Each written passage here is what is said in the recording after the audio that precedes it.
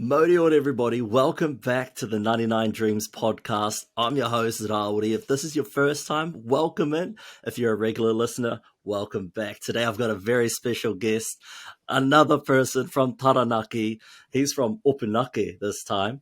So we're getting around the Maunga. We've got the former GM of the Taranaki Airs, one of my good mates from university, Mitchell Langton. What up, bro? How are you? Good, mate. Yourself? Good, bro. Good. Whereabouts you from? Like, give us a bit of a call. Why Norway? Who are you? Where are you from? And what are you up to? Mitchell Langton, born and raised in Opunake. Got a brother, a sister, two stepbrothers, stepsister. Grew up, pretty much my whole life in Opunake. Studied down in Otago. Did a couple of years up in Wellington. Came back to Taranaki for a little stint, as you said, kind of mentioned, and then I've now found myself migrating up to Auckland and in the big city of sales. So that's me at the moment. Not sure what the future holds, but loving life and enjoying everything at the moment. So thanks for having me on the show. So glad to have you here, brother. Thanks again so much for agreeing to do this. And bro, you've briefly touched on it. You spent some time down in Dunedin. For those that are watching the video, you got to get to see this. But for those that are listening on Spotify, Apple, Amazon, Google, wherever you're listening, you might not get a little bit of context. So go and check the YouTube video if you want to see this part. But bro, do you remember this shirt? How do you still have that? Bro, I just found it today as I was searching around the wardrobe. I was like, oh, bro, perfect timing. What are the chances? That takes me back to, what was it, O-Week initiations, was it? The walking on your hands and knees from PE steps to what's the bar called? Starters, eh? Yeah, we had to crawl all the way to starters like a baby. Yeah, and then the old kegs down at what was it? Down in one of the parks, and then no, it was a good time. That was kind of the high of the drinking scene of Dunedin, and no, I loved it. So what a memory. Right, it was such a good time. I think like that's where we first met too. We were in the same gym class, but I think we first met PE week. That was the first week of PE school, eh? Yeah, I think like we caught on pretty quickly. Jerry, Charles, you, me. I don't think Charles actually came to that initiation, but kind of similar kind of chat, kind of reasonably, similar-ish backgrounds. But no, that was a good week. To be honest, I definitely wouldn't be able to fit mine if I tried to put mine on again, to be honest. Bro, this is so tight. I felt like I ate the dude who used to wear this. Tell me about it. I look at myself in the mirror every day and I'm like, what happened to you? Few too many brews, bro. Few too many brews. Exactly. One question Jerry did ask me to ask you is, how the fuck did you go from not attending classes to having guest appearances in our classes? He wants to know, how does that happen? Oh, I don't know. I kind of winged it, eh? I don't know. It's an interesting one. It's kind of like, do you answer politically or do you answer casually? Because I had a feeling something like this would come up. So I'll give you a little bit of both. Short answer, casually or politically, is you listen, you learn, and you move on, probably. And then your casual conversation would be kind of like, well, you kind of back yourself in what you do, right? Like, I didn't really enjoy class. I thought that it was taught at a pretty slow speed. I thought that, a lot of the ideologies that they teach are very past driven instead of present and future. So I didn't really see eye to eye. And really took that, I kind of just loved coaching and ended up turning up in a class and being convinced that, running or lecturing a class is going to be easier to get your points. And I was like, well, points get me a degree and a degree gets me out of here. So the quicker we do that, the easier it is and get me out of there. So no, it was good. Oh, well, Jerry, what's Jerry's question? Well, I didn't see Jerry in the class either because we were outside the class. He doesn't know anything. We're the ones that are both not in class. So That's a fair comment. That is a fair comment. No, it's a good question. No, I loved it. University as a whole was a great experience. You learn a lot, but I think a majority of what transitions you into a person actually is what's not in the class, it's what's out of the class. And I think that's where everything goes these days. And well, that's my opinion anyway. And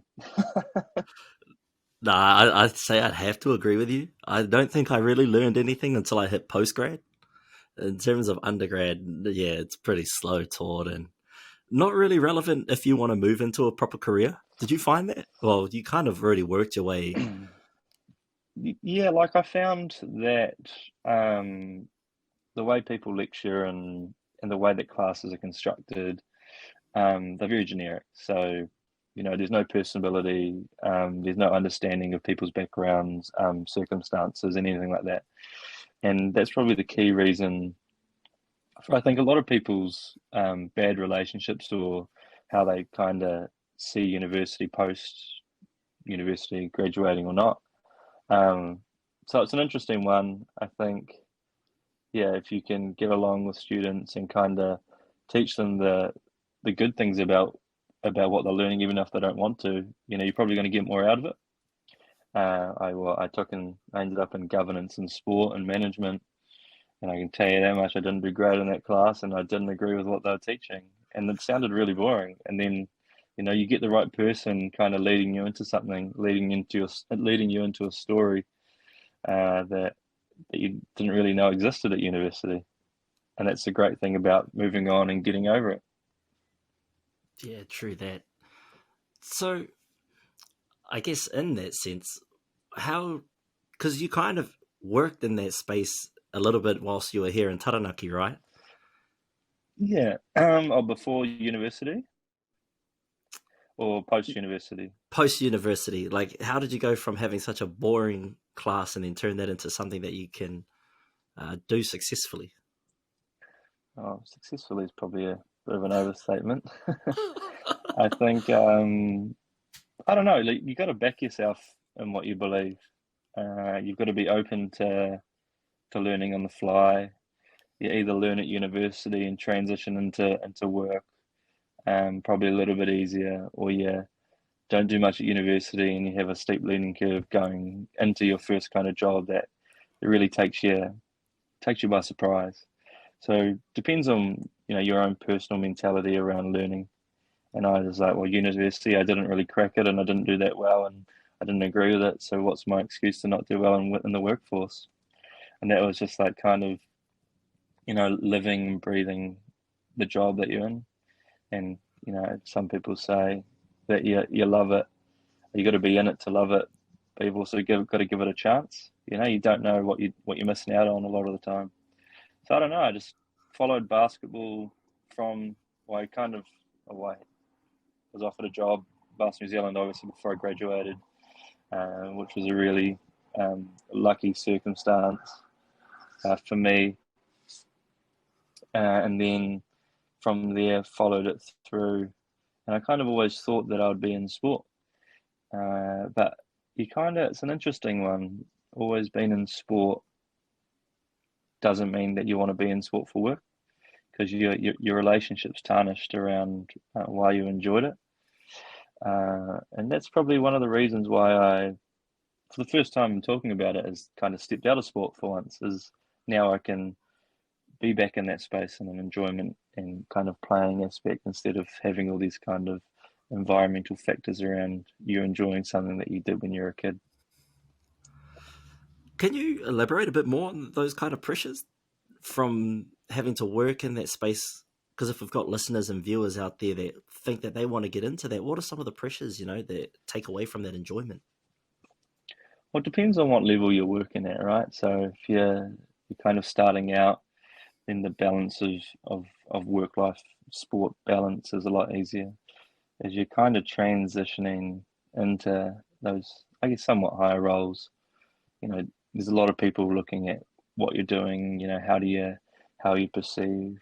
For example, if you play basketball, how do you expect players in your team to act when you're acting a certain way on the court if you're super competitive? You kind of have to take yourself out of it from a playing point of view.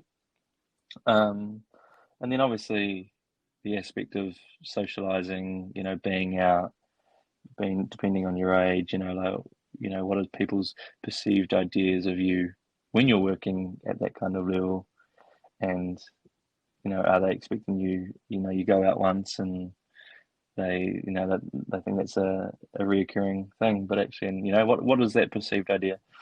And the younger you are, unfortunately, the more you have to be leaning to the side of conservative, and yeah, and working with friends is a tough one. Like you've got a relationship that you have to keep outside and inside the season. So all those things are just variables that you probably don't really know until you're in it, and it's probably quite an interesting circumstance unless you're in it and you've been in it. So hope that helps a little bit. Yeah, no, that's huge. That's huge advice. Because I guess the most important thing at the end of the day is that the relationships that you had heading into it are maintained and retained coming out of it as well, right?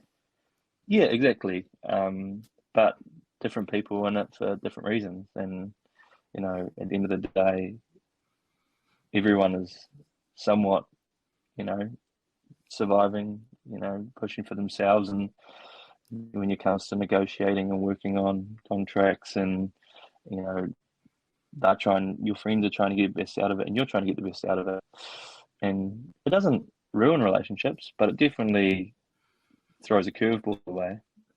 And yeah, that's just one of the big aspects of trying to manage in sport that you love.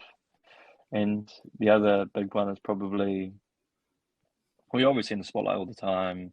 In my job, yeah, you're really, we're seen to be performance based, and the success of the team and stuff like that. So yeah, it's a lot of pressure, but at the same time, you decide if you want to thrive in the pressure or not. Right. If you're, as much as they point fingers, they also support you when you're doing well. So it goes both ways. It's a double-edged sword.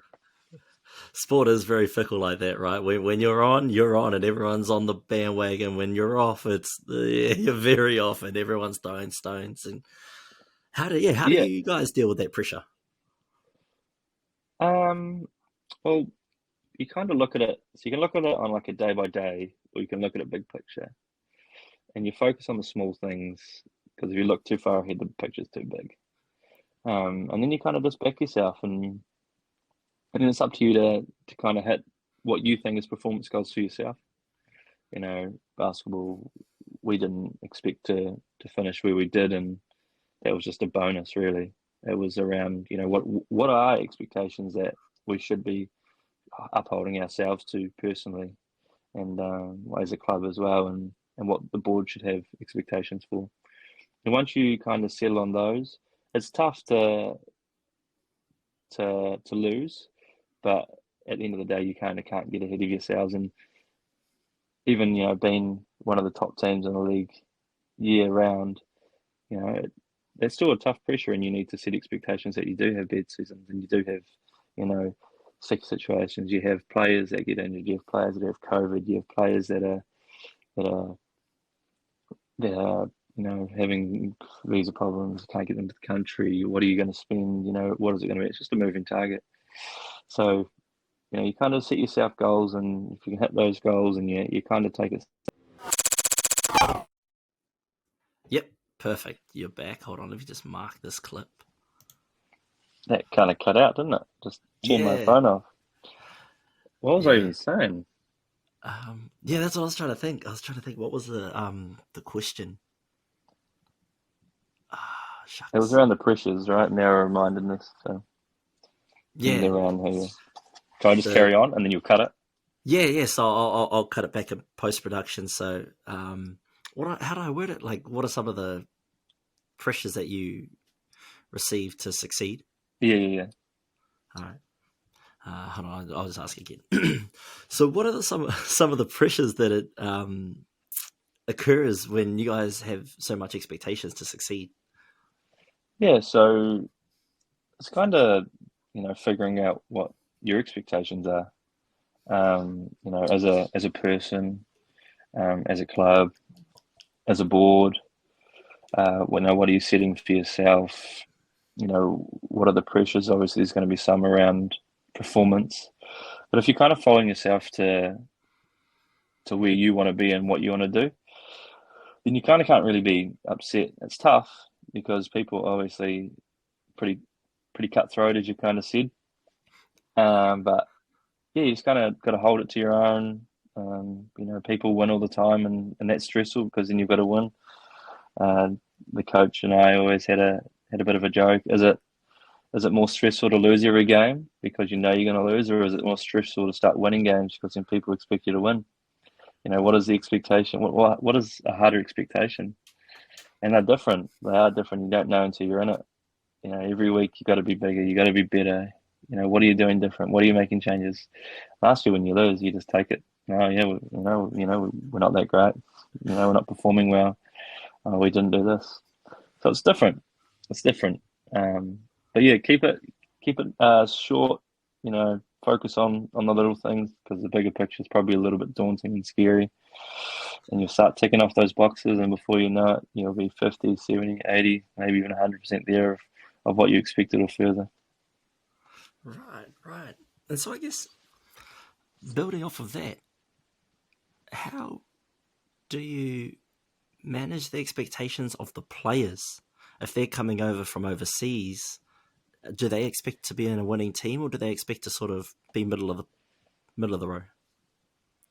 It's a tough one. I only had to recruit for 1 year, so it was Javante. That wasn't me. That was our chairman and some of our coaches that really got him in. Played here in 2019, I think. Great player, great guy as well. So getting him in was not really me, and he was great. And then the second guy was you're just working with all these agents from around the world. You're kind of setting an expectation around, hey, we've got this amount of money for this many months, this amount of US dollars. This is the position we want. We don't want them shooting this percentage. We want them doing this, this, and this. And you kind of send it out and then you see what you get. And then when you kind of get to that point, you're like, oh, I like them, or oh, I see something in them. And then you're kind of having those more of a full-on conversations around, reliability of agents. Do you trust them? Do they have a great background? Have they proven that they've got players into this league before? Did they provide or prove themselves? And then from there, you kind of pitch them what you've got. Well, that's what I do anyway.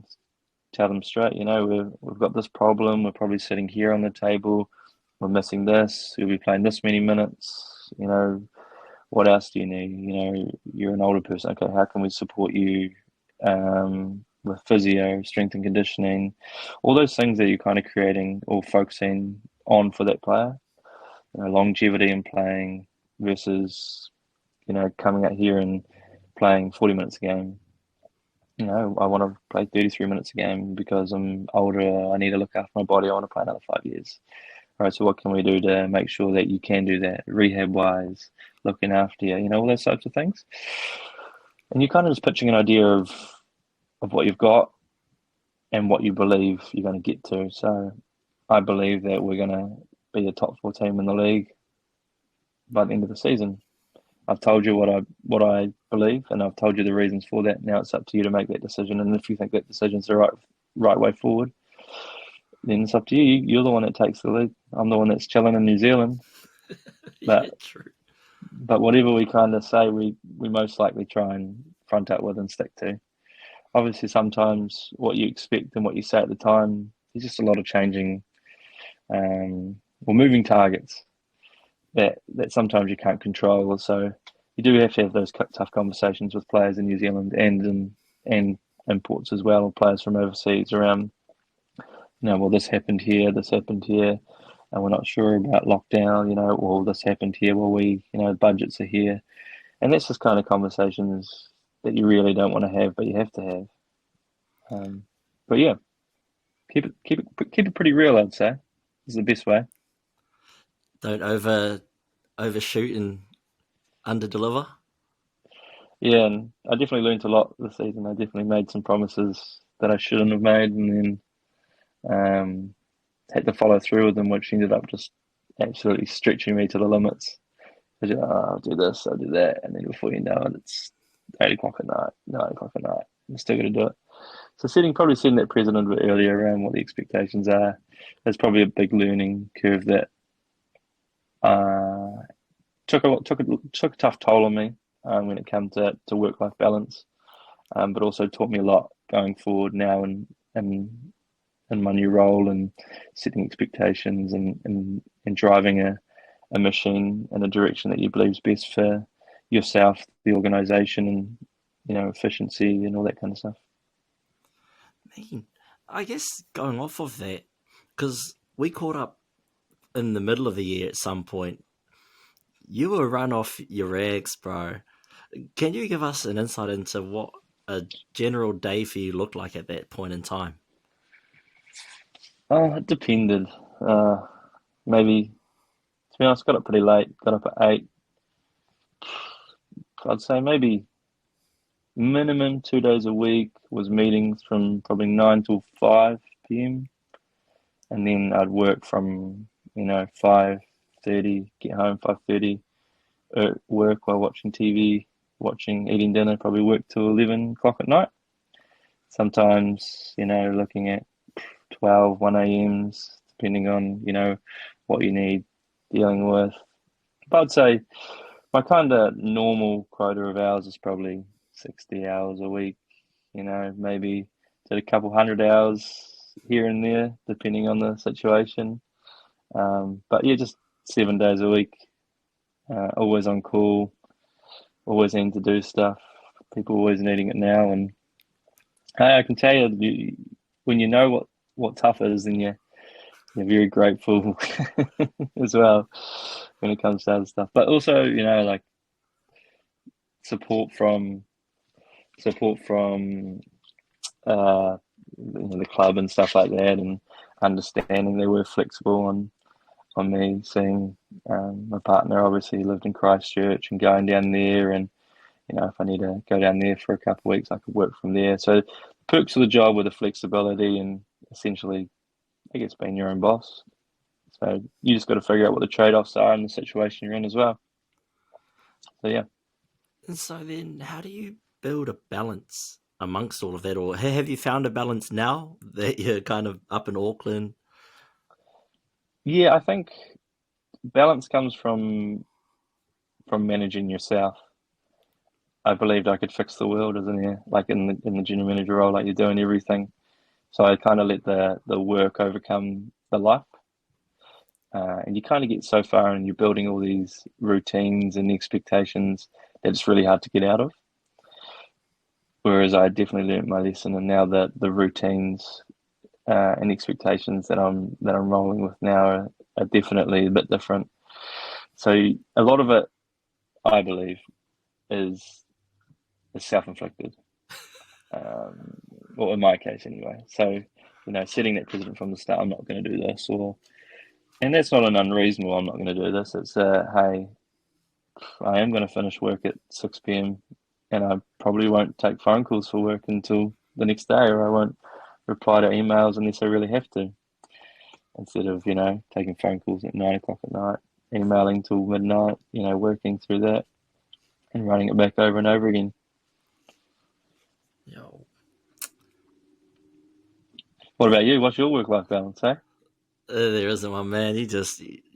I do my 9 to 5, and then I work on this. I do these podcasts. I edit the videos, and then I try and find time to finish that fucking thesis. That thesis, the one that keeps on giving, is it? Yeah, man. I think I'll get there. I hope I get there anyway, but I think I'll get there before the end of this year. But if we do, we do. If we don't, we don't. It's just live and learn. You take what you can and give what you can. And maybe 2023 is the year for you and your graduate and your thesis. I've been saying that every year. Even in undergrad, I was Yeah, like, bro, once this is done, I'm off. yeah. I remember. Yeah, I think it's 2021. You were even telling me you'll be done by like June. Yeah. Yeah, But I've just then, been pushing it back. This is a deadline that keeps running away. We'll get there one day. no, no. We'll get there one day. I think that's why I procrastinated and started this whole thing. Yeah, you're like, oh, I've got nothing else to do with my time. I might as well start a podcast because this is a large priority in what I need to do, and it's a reasonably good reason to procrastinate. Exactly. Speaking on procrastination, I guess going back to uni days and stuff like that, what are some of your methods of breaking procrastination? Breaking procrastination. Poor. I don't think I did. I don't think I actually cracked it. I reckon I definitely wouldn't have gone to 50% of my classes ever, and I could never even convince myself to study for exams to my own detriment. And then I worked. I don't think I started when I got into the ears job because every day you're judged on what you do. Whereas when you're at uni, you study, you do get shit grades. Oh well, next one, do better next time. And then you get around to the next one, you're like, oh well, I didn't learn this time. Maybe the next time. So I don't think I have the recipe for breaking procrastination. Probably the worst at it. So yeah, it's just time. You decide when you wanna stop doing it. I still procrastinate now. When I work, I'm fine. And then when I get home, I'm like, oh, do I really want to do that? Oh, it's tomorrow's job. Yeah, I still have traits of procrastination. Some might call it laziness. I call it being smart, more efficient. Yeah. But yeah, so if you're asking for some advice, you probably need to ask the next person you podcast because it ain't coming from me. Well, I guess that's helpful. That's helpful. I guess procrastination will never stop. Exactly, sometimes you just got it for life and you gotta live with it. That But reminds me of man, that story. Well, not it's not a story. It's an actual thing that fucking happened. Do you remember that night we were studying at Māori Centre for Falcus's paper? It was like the exam was the next day. It was like you, me, Jerry, Hamiora. I can't remember who else was there. Like you came in a I little think bit later in the afternoon, in the evening, and was pretty much teaching it to us because we were shot. We had no chance in hell of passing that paper. yeah, well, great at teaching, terrible at executing. Can talk the talk on anything, but gosh, get me in an exam and I'm horrific. So, but yeah, I don't know. Just didn't really. Yeah, I don't really crack the university thing, eh? I don't think But anyone does. well, if you did, then good on you. Yeah. If you did, you're No, I fucking might do a lying. master's.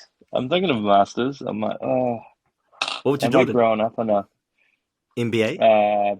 Yeah, business. Yeah, Oh, nice. yeah.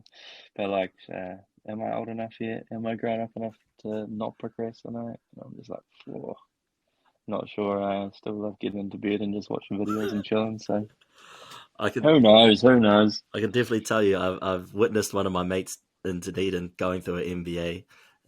He did not enjoy it. He enjoyed it, but it was very challenging. You've really got to have your head in that space if you're going to do it, bro. Yeah, it's 2 years or something. 3. Yeah, 3 years. Yeah, yeah, 3 years more of. Yeah, we'll figure it out. But it's We'll so figure it out. beneficial. Yeah. Like it kind of helps with whatever I transition into next, which I don't have a clue. Maybe I just love my job here and just love it. But I don't know. Just keep learning, figure it out as you go. That's pretty much the whole premise of this damn podcast.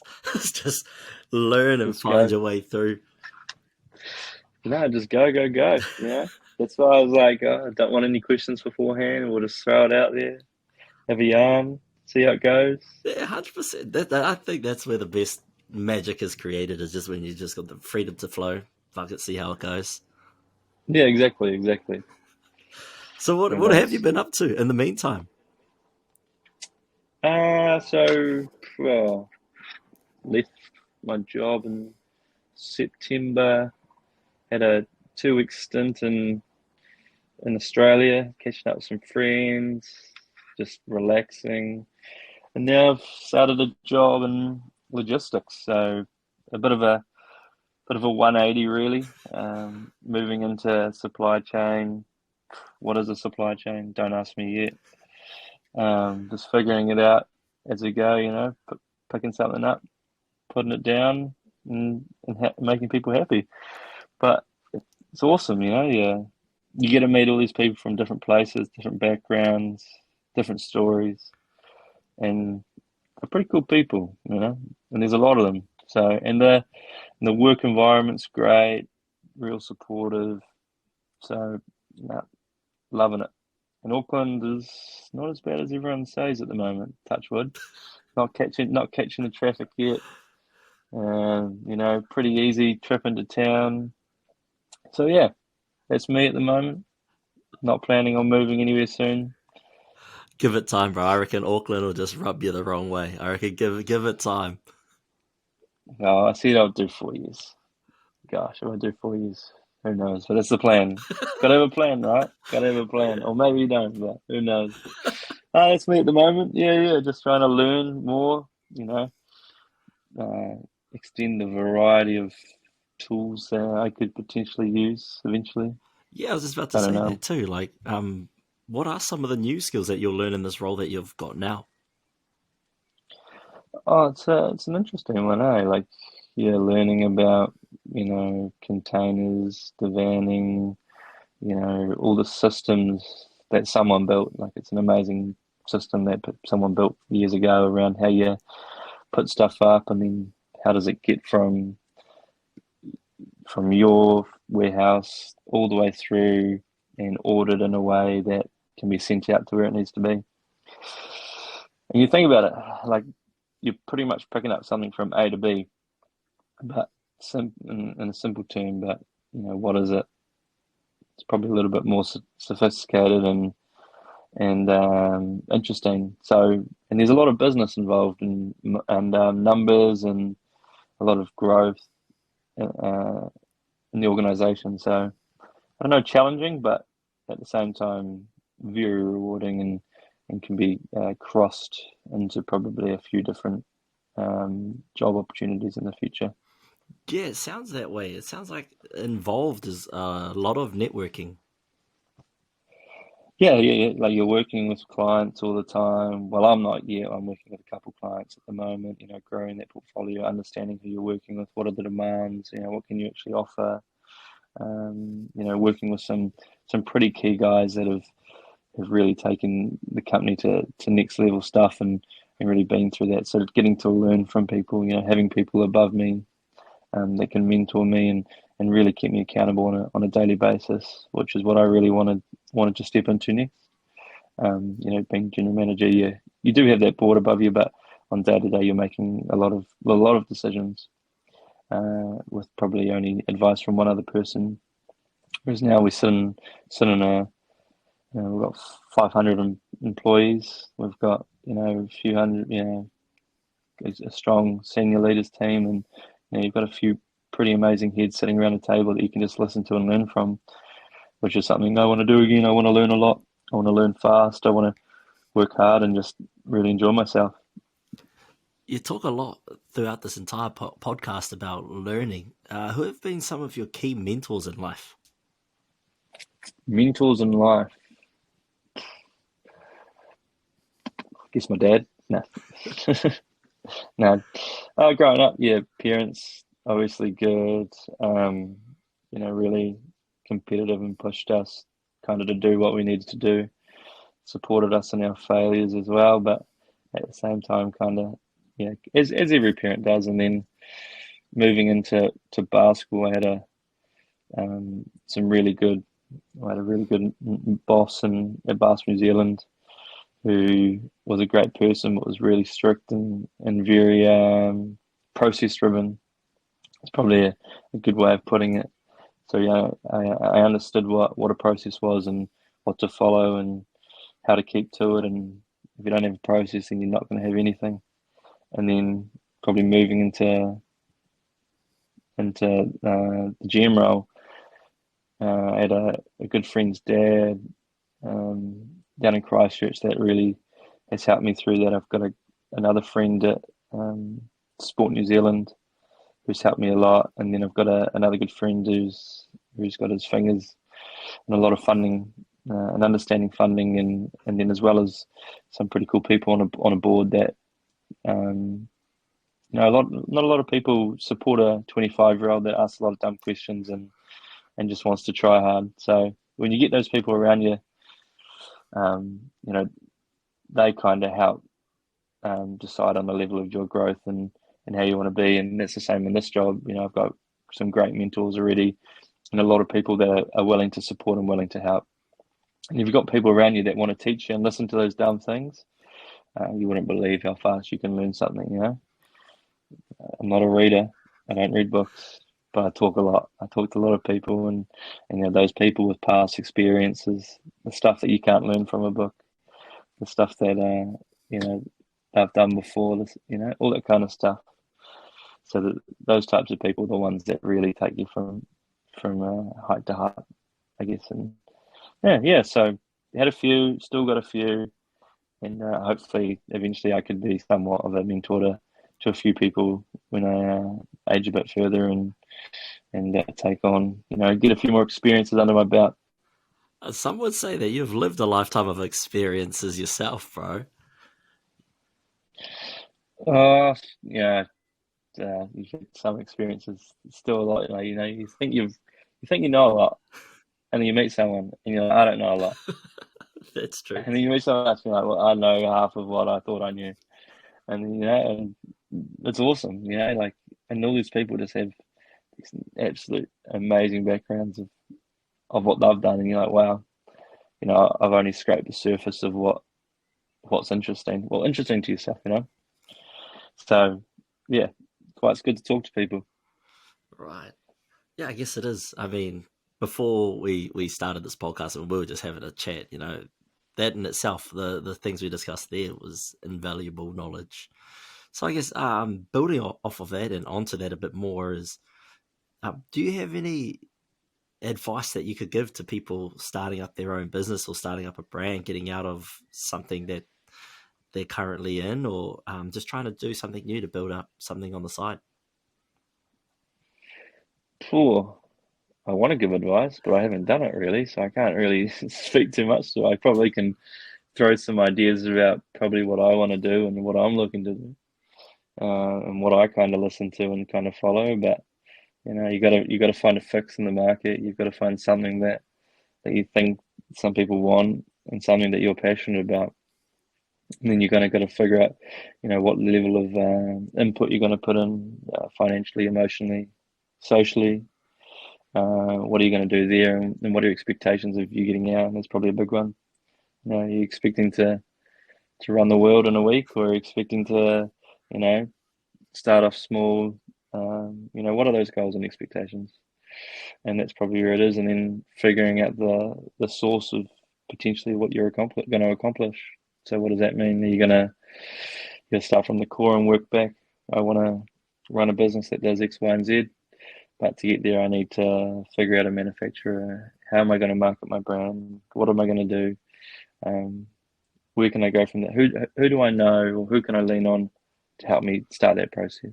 Because at the end of the day, it's who you know and what you know, and a lot of the people that you can lean on are the people that have been there and done that. So you can skip those steps, and that's the whole point of having relationships. And eventually, hopefully, you'll get to that point where you run something or do something successful, and then you can be like, well, I'll loop you in here, or I can help you here, or here's a connection here. And that's the whole point of networking, right? Yeah, that's 100% the whole reason you network and the whole reason you maintain relationships rather than throw it away because you haven't talked in a few years. You maintain those relationships so that when there comes a time and a place, both of you can reciprocate that. How do I word this? That that shared relationship when it comes to I need something, you need something. One day we'll both be able to help each other. Yeah, and it's also good to have that relationship where you can both also like kind of go off and do your own thing, but when it is that time to catch up and talk, People build their lives. Just because you don't communicate all the time doesn't mean you're not close. It's just kind of you grounding yourself and figuring out what direction you're going. But yeah, no, that's what I believe anyway. I don't know if that means anything because I haven't done it yet, and I still haven't figured what I'm going to do, when I'm going to do it, and what I'm going to put in and what I'm going to get out. But I guess that's the beauty So, of life, though, right? I'm failing on all four. Yeah, I'm failing on all four of my advice pillars right now, I guess. So, who knows? Who knows? It's But not how you start; it's how you finish. that's what I tell myself. So I'm hoping that finish comes soon enough when it comes to some things. So yeah. Well, I was talking to another guest previously, and they said, even though, and that guest was 27, I'm 27, I still have plenty of time because he used to teach and he had clients coming in that were, 60, 70, and they were starting a new avenue of life. And he was like, hold a minute. Like, don't want to be rude or anything, but aren't you close to, the Yeah. grave? Yeah, like I even think these days, um, you know, what you do and when you started is so different to, say 30 years ago. People were pushing off, some of those things to try something new or to be more youthful. So I reckon you can, taking up things as 60s, 70s becoming more common, you know, the pressure of success is not, early 20s, sorry, late 20s. It's, potentially 40s, 50s, even 60s. And a lot of people I know that are successful actually probably weren't that successful in their early to mid 20s.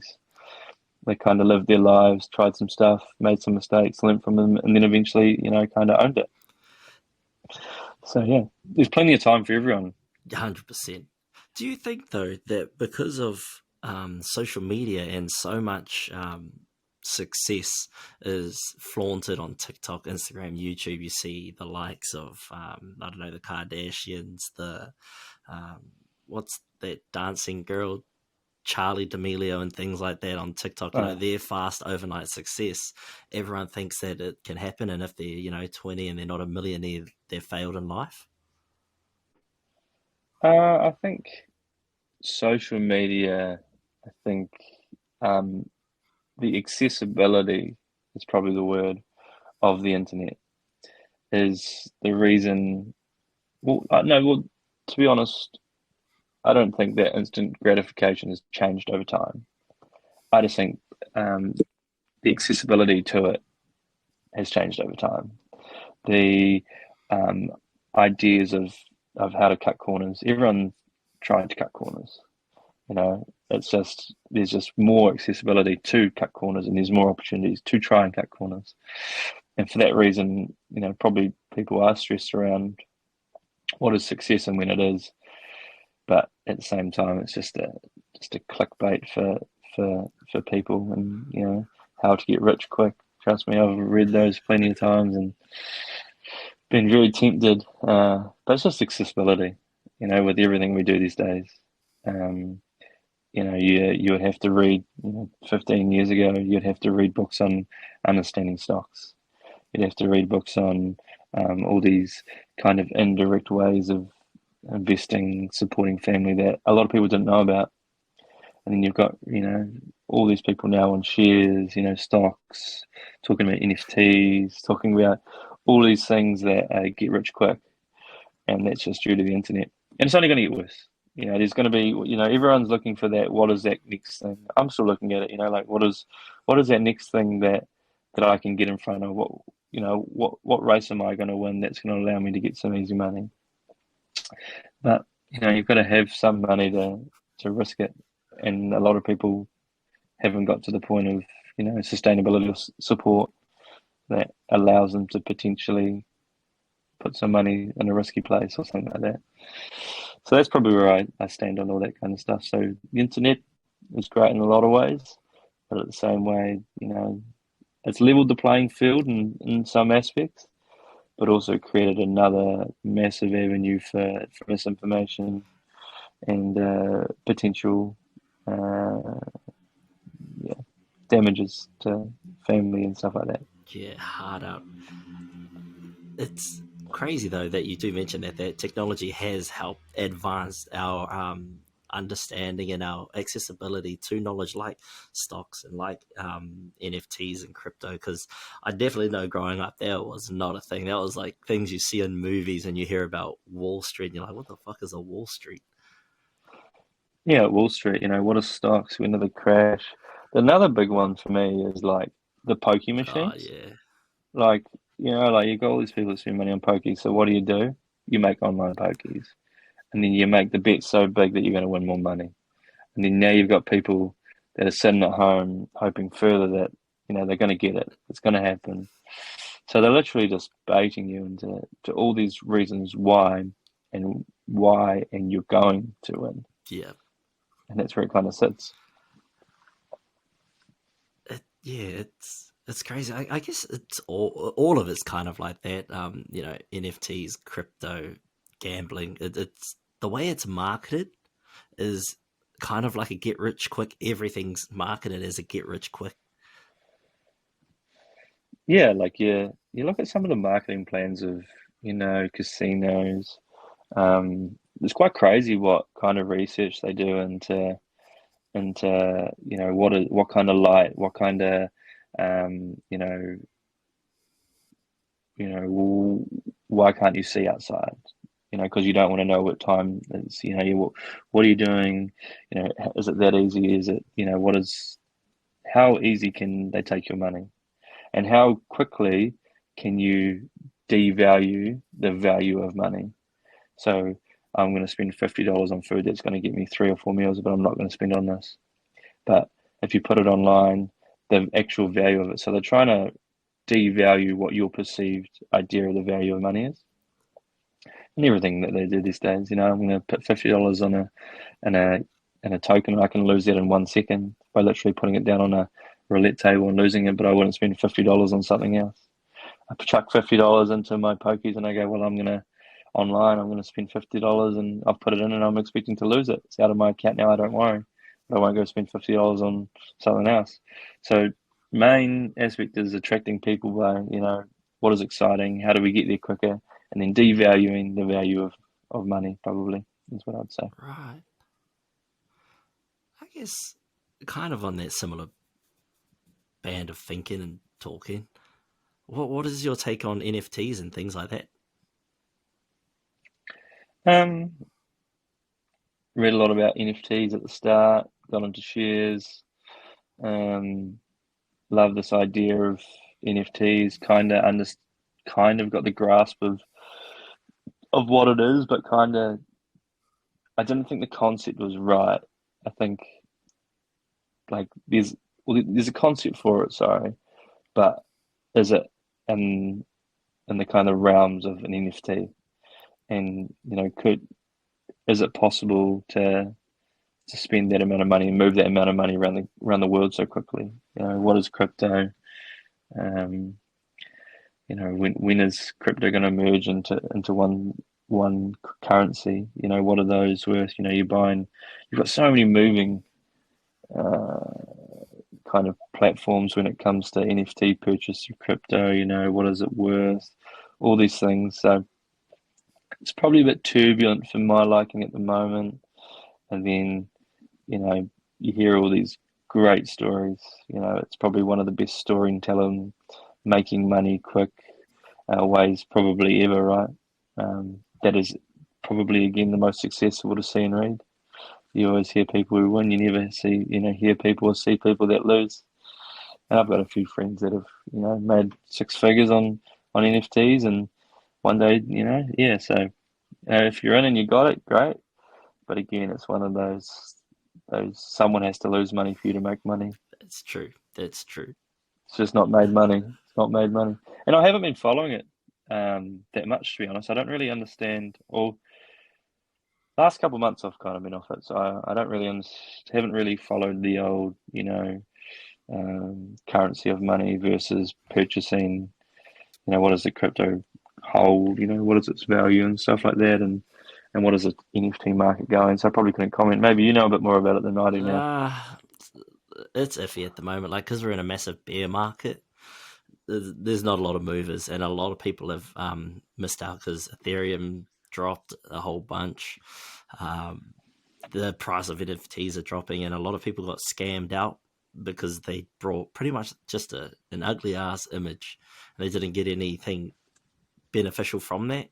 Whereas, not going to say his name because no free clout on this channel, but the guy who did the Polaroids, everyone knows him. He's super famous. He done Polaroids. He did 99 Polaroids, and each of them you get a special advantage every time you buy one. So there's one of him at his brother's fight, and so he signed the back, and then if you brought that one for I don't even know how much it went for, but it went for heaps. If you had brought that one, then you get to come backstage and walk ringside with him at his next fight and things like that. So that's pretty those cool. kind of NFTs I'd invest heavily in. And he's already super famous. Probably no one listens to this channel that's on his level, but he had a very smart and very intelligent idea, because not only do you get a picture of the Polaroid, but you get the Polaroid, and then you get to go and hang out with them and do certain things. Yeah, but it's crazy, right? You're opening up to a market, and you're again putting money into a place that you then you're not expecting to get back. If you went to an auction and bought that, you'd spend a tenth of what that is, or even probably less than that.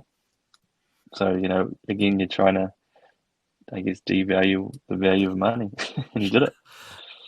But I honestly, I'm so out of the NFT kind of conversation now.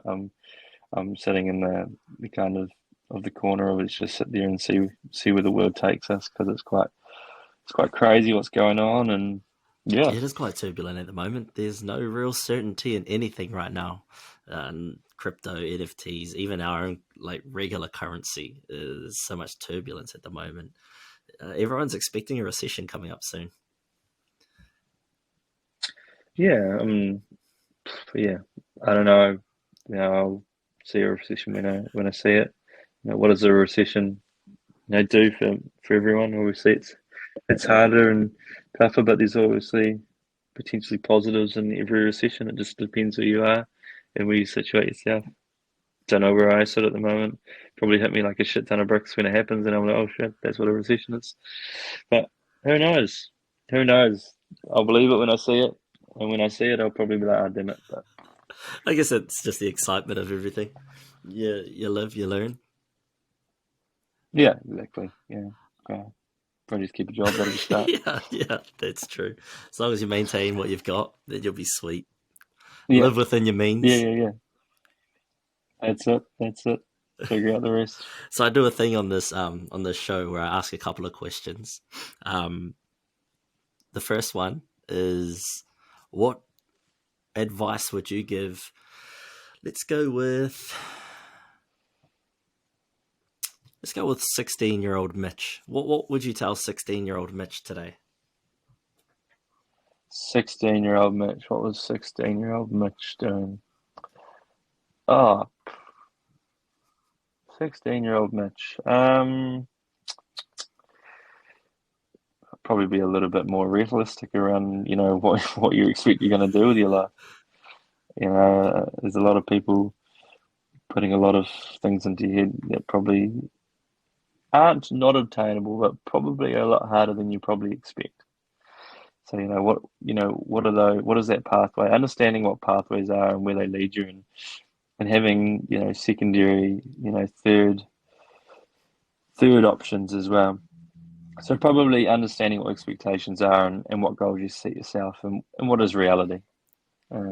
So probably back then I thought I was going to be in the NBA, and then after that I didn't actually know what I was going to do. I studied 1 year at Wellington before I actually came to Otago, and didn't have a clue what I was doing. So I put all my eggs in one basket. So maybe yeah, having expectations, having secondary, potentially third plans, but at the same time, I still don't know what I want to do. So I'm in logistics, and I never thought I would ever step foot in this industry ever.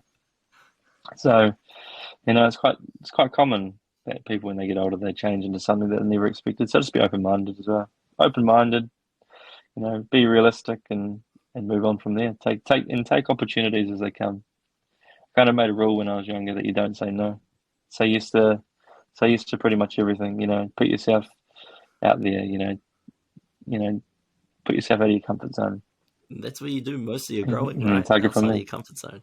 Yeah, yeah, that's exactly right. So yeah, that's probably it.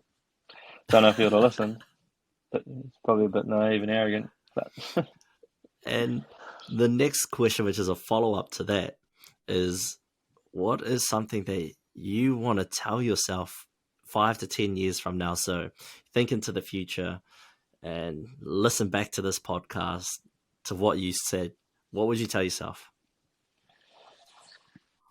if I were to tell myself Yeah, something, it's probably live in the present and not in the future. Because I'm a very forward-thinking person, and before you know it, yeah, you're in that future and you're looking further forward, and you don't get to really enjoy your present. So I'm trying my hardest. So living in the present and enjoying the people you're around, and the experiences that you make, and then do the future in the future. that's a pretty powerful statement right there. That's a pretty powerful statement, bro. I definitely find myself getting caught up, with this going, all right, where can we go next? What else can we do? How can we make this better? How can we build? And then I forget that, shit, I got to start. Yeah, like we've also got to like be in the present to learn from the past, to be better in the future. So yeah, be in the present by learning from the past to have a better future. So what does that look like? So that's right, small steps. So hopefully I'll listen to that one when I'm 36, and I don't have my partner telling me still to try and live in the present, because I'll probably have a ton of grey hairs by then. Who knows? You'll be running your own logistics company. Oh gosh, give me a bit longer. I need to figure out the whole picture before I figure out what I'm going to do. But definitely would like to own something at some point. 100%. I know you'll get there. I also have a thing. It was supposed to be a dream jar, and I forgot to ask my first guest to put something in. But now I've got a shoebox where I'm just throwing in all my guests' dreams. It's actually Trey Young sneaker box. It says, always remember when they doubted you on the top. So I was like, oh, yo, that's perfect. So Yeah. the idea is that one day I'll have all these guests and we'll be able to reflect on all of their dreams that they've shared and replace my backdrop with a massive board of just people completing and achieving different dreams of theirs, as well as mine. Mine are going to Cool. be on this yellow paper. And my guests will be on the pink paper just because that's what I've got on my bloody table at the moment. So what's a dream that you have or that you'd like to one day achieve? How big Oh, is it the could be, I dream? want to go to Mars with Elon Musk. Now my biggest dream sounds kind of boring, and is to be able to live a life that my family is able to do what they want to do, and when I have kids, that I can afford to allow them to do what they want to do, and to not have any issues or stresses around doing something and when we're going to do it, and if we can do it, and what are we going to do. So that's probably a dream. That's probably the biggest driving factor for me at the moment. Hard out. That's a huge dream. That's amazing. Just to have that freedom, that energy, and that time to achieve their dreams, I guess, is what you're trying to say, yeah? Be set up in a position where... Yeah, yeah. Mum always said it. My mum did. Like I had my time, and then my time to have kids is then now it's my kids' time. So you just got to figure out. You've got your time now, so I've still got my time now. But there's going to be a transition period. So when you're going to be ready. So work your butt off now, but also love it. Start preparing yourself for future, or trying to think about present, enjoying present, but also doing a little bit of future, and allowing them to live a life that they want to live, and not have any Oh, worries. that's wicked. That's on. See, everyone that I've asked their dream has been nothing but fire. Like the bro previous, he talked about, living in a space where we're no longer abiding by or not driven by, racism and greed and things like that. That's his dream. So I was like, bro, that's wicked. Yeah. And your dream is more closer to home, but it's still perfect. It's not selfish. Nothing too fancy. Yeah, Nothing too fancy. like I think what my first one before I took it out was like real just, what is it, like a vanity item. I was like, yeah, I dream to own a McLaren. That'd be dope. As I sort of, You're not allowed to take them out because then you can laugh at them. It's not. There should be a rule. You can't pull them out. That once they're in, they're in. You should tape the box. I should take the box actually. I still can. You should tape the box, and then you can never pull one out. We used to do time capsules when we were kids. There's a couple families who would, do some time capsules. We didn't go to it, but we were there when they pulled them out. And they put them in when probably 2002 they put one in, and then 10 years later they pulled it out. And gosh, the things that you laugh about, the things that you just like, oh my gosh, this kid was just freaking in La La Land when he wrote these things. Thought the world was made out of bloody chocolate and lollies. Yeah, fucking thought everything. So it's good. Keep them all there, and then when you go to ruin it, you can't be like, oh, I took this one out. Yeah, all right, I wrote it down. I'm putting it back in. Yeah, good. Back in good. It's not all about the good things. It's about all the growing. That is true. That is actually some great advice. So yeah, this has been so much fun, bro. It's been a great catch up. I'm conscious of the time. I know you're a super busy man. Have you had dinner yet? Oh no, I'd love to. You need to go have a feed, bro. No, thanks for having me. It's been good. I always said I wouldn't go on a podcast.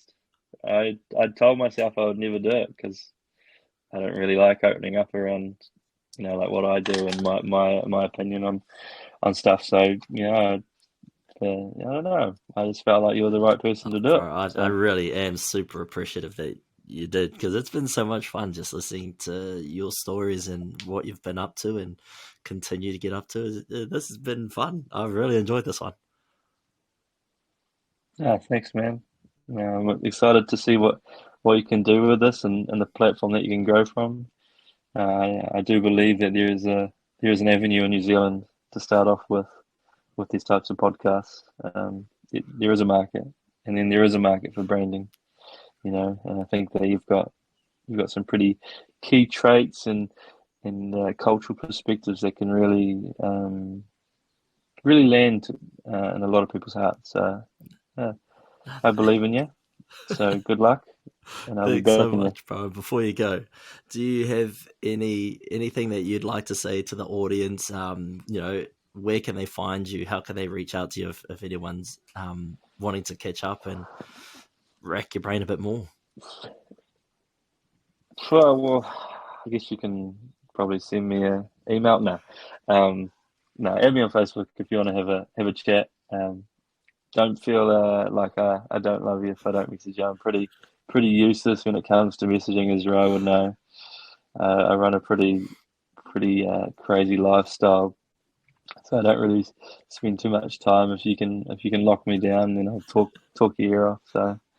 So give me to a place, offer me a beer, and we can probably talk for a few hours. 100%. He's not even lying, ladies and gentlemen. If you do get the opportunity to ever catch up with Mitch, it is a whole experience, especially if you get living easy, Mitch. If you get living easy, Mitch, you're in for a good night. You're in for, mixing like Gatorade type fluids with all sorts. Hey, if you're going to do it, you got to do it right. Exactly right? It. So, ladies and gentlemen, I highly recommend you. If you are interested in getting a little bit more out of Mitch, hit him up. You won't regret it. Buy him a few rounds and it'll be a night you won't forget. Trust me. But thank you so much for joining us here on today's podcast, bro. To everyone at home, Mori ora, take care, whānau. Ka kite.